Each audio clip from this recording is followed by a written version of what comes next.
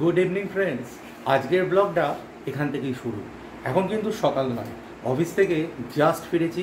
আজকে হচ্ছে একটা স্যাটারডে। যদিও স্যাটারডে আমাদের বাইরে বেরোনোর একটা অন্যরকম প্ল্যান থাকে, কিন্তু আজকে সে প্ল্যান আমাদের নেই। তার একটা অবশ্যই প্রপার কারণ আছে। তার কারণ হচ্ছে বাড়িতে আজ একটু পুজো আছে। কি পুজো? না, রান্নাবান্না পুজো। রান্নাবান্না পুজো মানে সব বাড়িতেই প্রায় ভাদ্র মাসে তো লাস্ট দিন সব বাড়িতেই প্রায় হয়, সব বাঙালি বাড়িতে। তা আমাদের ব্যাপারটা কিন্তু ওরকম স্পেসিফিক ডেটে নয়, ভাদ্র মাসে যে কোনো শুক্লপক্ষে করা যায়। আর আজকে হচ্ছে সেই ধার্য দিন। আর এসেই দেখো তোমাদের দিদিকে কী অবস্থায় আবিষ্কার করলাম। এই দেখো তোমাদের দিদি কি করছে, সমস্ত ছড়িয়ে ছিটিয়ে রান্নাবান্না করছে। রান্নাবান্না এখনো স্টার্ট করিনি, তো হ্যাঁ, সবজি কাটছি।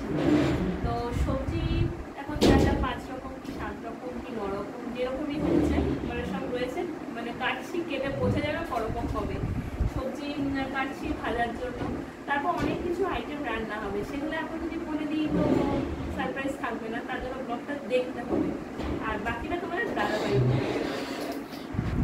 ইন বিটুইন আর একটা ঘটনা ঘটছে এদিকে। তোমাদের গুল্লুবাবু কী করছে? আজকে মায়ের আলমারি পায়নি, ঠাকুমার আলমারি খুলে সব লন্ডভন্ড করছে। এই দেখো, গুল্লুবাবু বন্ধুদের কিছু বলবে? কিছু বলবে না তো? গুল্লুবাবু এখন খুবই ব্যস্ত, আবার এদিকে আসছে মায়ের কাছে তদারকি করতে। এই দেখো মা কি করছে। এটা নেবে, এটা নেবে। একটু আগেই বাতাসার প্যাকেটটা আমার হাতে ধরিয়ে দিয়ে গেছে, এখন ওই বাতাসাটাও নেবে। কি নেবো আমি? আচ্ছা বেশ।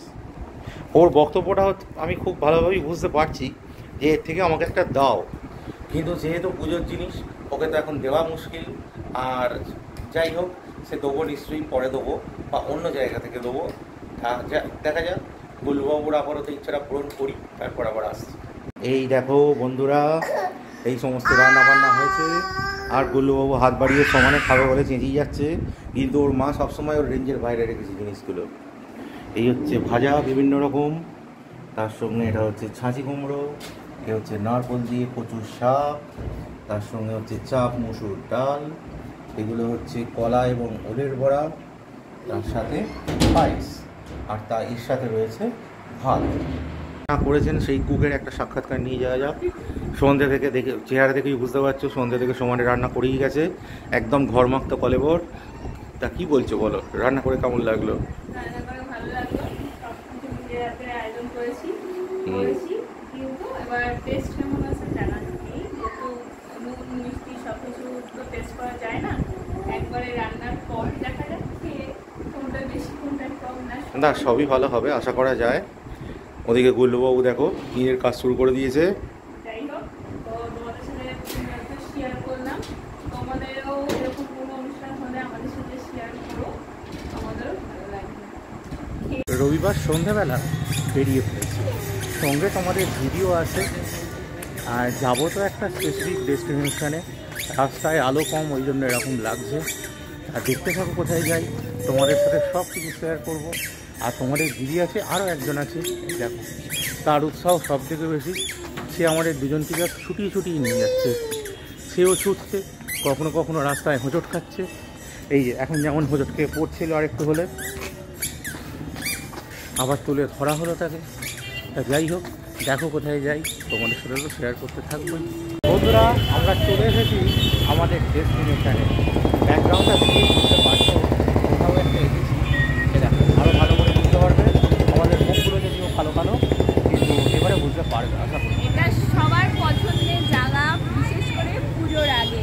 তো বুঝতেই পারছো ব্যাকগ্রাউন্ড দেখে, তাও মুখে বলে দিই কোথায় এসেছি, জুডিওতে এসেছি। চলো ভেতরে যদি ব্লগ করার সুযোগ থাকে নিশ্চয়ই শেয়ার ব্লগ করবো, দেখতে থাকো।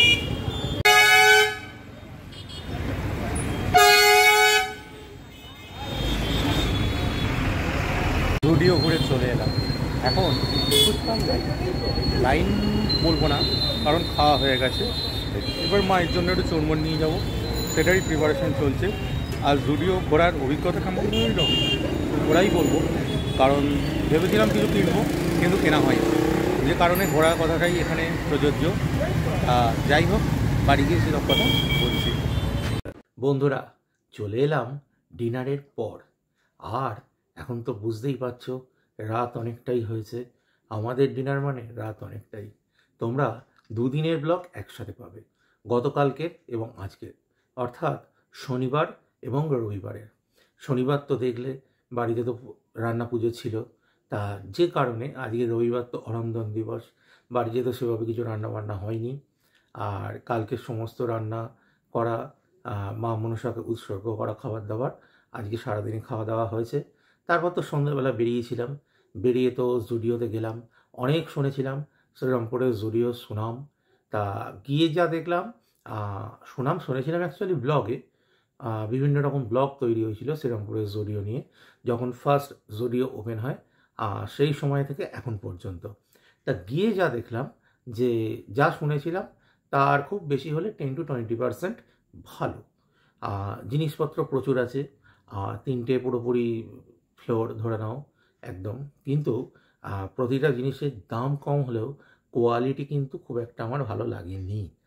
তোমাদের দিদিরও সেম, তা যে কারণে আমরা কোনো কিছু না কিনেই ওখান থেকে ফেরত এসেছি। আর আসার সময় তো দেখলে এখানে ফুচকা খেয়ে তারপর বাড়ি এলাম। আর ঠিক আছে, কদিন আগে তোমরা আরেকটা ব্লগ পেয়েছো আমাদের দীঘা বেড়াতে যাওয়ার। কেমন লাগলো ব্লগটা জানিও, আর সঙ্গে থেকো। সবাই খুব খুব খুব ভালো থেকো। কাল থেকে আবার শুরু হতে যাচ্ছে নতুন সপ্তাহ। আর নতুন সপ্তাহে সবাই খুব ভালো উন্নতি করো, কাজে কর্মের সমস্ত কিছু দিক দিয়ে সবাই খুব ভালো থাকো। আজকের মতো এটুকুই, আবার দেখা হবে আগামীকাল নেক্সট ব্লগে। ততক্ষণের জন্য টাটা।